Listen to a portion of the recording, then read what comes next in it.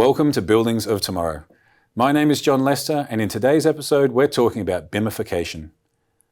I'm joined here in the studio by Markus Winterholer, the product owner of Digital Lifecycle at Siemens Smart Infrastructure. Markus, thank you for joining us. John, thank you for having me. Please tell us, what is BIM-ification? Isn't this a great name? It's a great word at the very least, yeah. Right, so we came up with it because brownfield buildings, which are 90% of the buildings we are dealing with, they don't have a BIM, they don't have a model, they don't have good quality plans. Because BIM is still, from a complete planning approach, not something that is done for a normal building today. Right, we see it more and more happening, but it's not a standard as today. So we established this process of BIM-ification at Wittelsbacher Platz in Munich, our Siemens headquarters.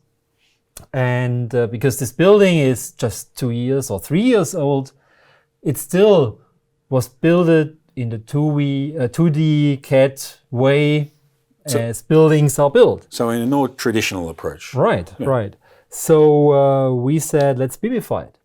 And so we have a partner company with a device that is scanning buildings and taking pictures.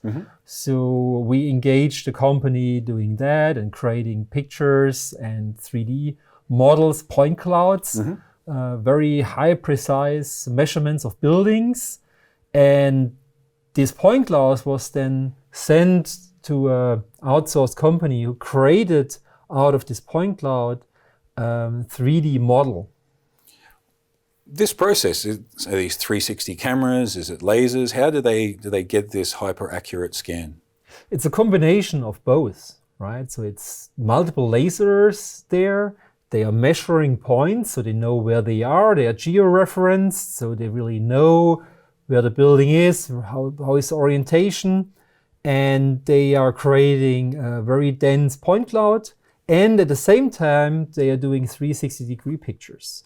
And then they are overlaying this. So they talk about colored point clouds, where each point also gets a color from the picture that was taken. When you talk about point clouds, is this every single point has an X, a Y, and a Z value? So you have a specific location? Exactly. So for every point, you know exactly where it is in the building. So you can turn a building into a huge collection of individual points? Exactly. Okay. And this information is very valuable because then you can place points of interests to each of these points and then add additional information. If you know that there is a fire detector, you can add information about a fire detector. If you know there is a presence detector at this point, you can add even the dynamic value of this presence detector to this point. So in the point cloud, when you go to this XYZ coordinate, you know what a presence is there because the sensor is collecting this information. The same, of course, is true for temperature and all kind of sensor data we have. So this solves the issue that you spoke about before, that you need to not just know where something is or what it is, but you need the combination of both. Right. What it is, where it is, and what its current state is. Exactly. Amazing. Yeah. And this is working for brownfield buildings. Of course, you can't look through walls. You can only see what's there. But in the operation phase, that's usually the most valuable information and leads already to a lot of helpful use cases. Are you able to make a connection, as an example, if you had 2D plans, to then use the point cloud to use this positional data, but then combine it with some of the 2D plans as well? Yeah, we always combine 2D data, plans, and floor plans that are there. And then we do the planning, we do the scanning of the building, and then we have the 3D model, and the 2D plan is always a reference.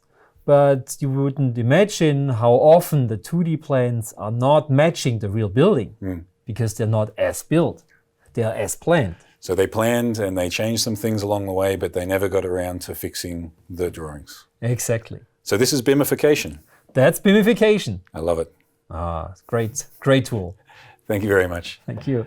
And thank you all for joining us on Buildings of Tomorrow. Please like, comment, or share on this episode, and also subscribe to us here at this channel. We'll talk to you soon.